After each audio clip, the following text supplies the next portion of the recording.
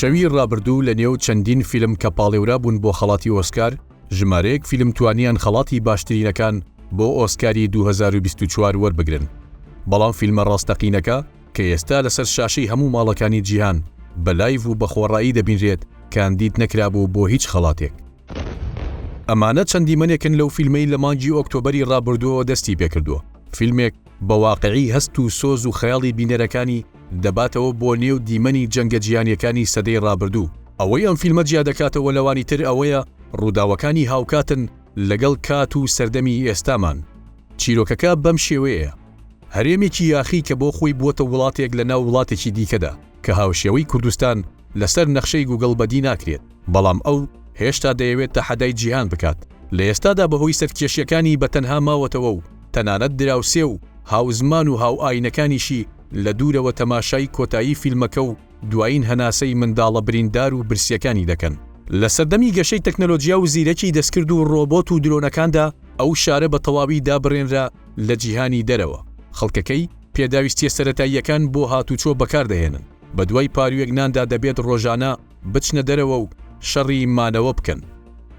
لێکۆڵینەوە مێژووی و دێرینەکان دەیسلمێنن کە غەزە لە کۆنترین شارەکانی جیهانە لەبەر ئەو شوێنە جوگرافیە گرنگەی هەیەی کە دەکەوێتە نێوان ئاسیا و ئەفریقاوە، لە نێوان بیابان لە باشوورەوە و دەریای ناوەڕاست لە باکوورەوە. هاوکات بەهۆی زەویە بەپیتەکانی و شوێنە استراتیژیەکەی وەک ناوەندێکی بازرگانی دەوڵەمەند بە درێژایی مێژوو چەندین جار لەلایەن زلهێزانی سەردەمە جیاجیەکانەوە داگیر کراوە. ئەم هەرێمە سەرڕای ئەوەی پێگەیەکی استراتیژی هەیە و لایەکی بە تەواوی کەوتۆتە سەر دەریای ناوەڕاست، بەڵام ئێستاکە گەمارویەکی گەورەی لەسەرە و هیچ کەس و لایەن و وڵاتێک توانای بەهاناوەچوونی منداڵانی ناوچەکەی نییە، کە بە جۆرەی بە دوواداچوونەکانی ڕۆژنامەی واشنگتن پۆست لانی کەم 20 کەس لە باکووری غەزە بەهۆی بەدخۆراکی و وشک بوونەوە گیانیان لەدەستداوە، کە زۆربەیان منداڵن و بەردەوام ژماری و کەسانەش ڕوو لە زیادبوونە کە بەهۆی نەبوونی خۆراکەوە گیان لەدەست دەدەن. ئاژانسی فریاگوزاری نەتەوە یەکگرتوەکانیش دەڵێت نزیکەی لە سەدا 90 دانیشتوانی غەزە بەهۆی هێرشەکانی ئیسرائیل بۆ سەر حەماس ئاوارە بوون.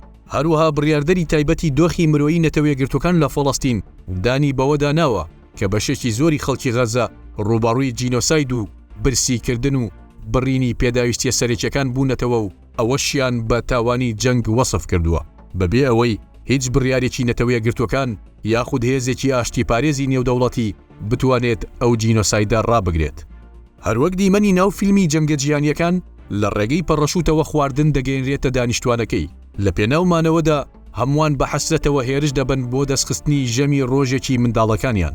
منداڵانیش بە پاسکیل و بە پێ و بەڕاکردن بە ئاراستەی شوێنی کەوتنە خوارەوەی پەڕەشوتەکان دەچن. ڕەنگە ئەوان زیاتر وەک یاری پۆبجی و فۆرنایت و دیمەنی فیلمەکان لە بارودۆخەکە بڕوانن. هەرچەندە فیلمەکەی ئەوان هێشتا نەبووەتە کاندیدی ئۆسکار، بەڵام ژمارەیەک لەو هونەرمەند و ئەکتەرانەی کە خەڵاتی ئۆسکاریان پێدرا لە گەورەترین فیستیڤاڵی فیلمدا منداڵانی غەزە و تراژیدیای فیلمەکەی ئەوانیان لە یاد نەکرد و داوایان لە سیناریست و دەرهێنەرانی کرد کە بە زووترین کات ئەو جینۆساید و برسیکردنە ڕاگرن، کە دوور نییە بۆ ساڵانی ئایندە ببێتە مەیدانی دەیان فیلمی تراژیدی و کاندید بکرێن بۆ خەڵاتەکانی ئۆسکار.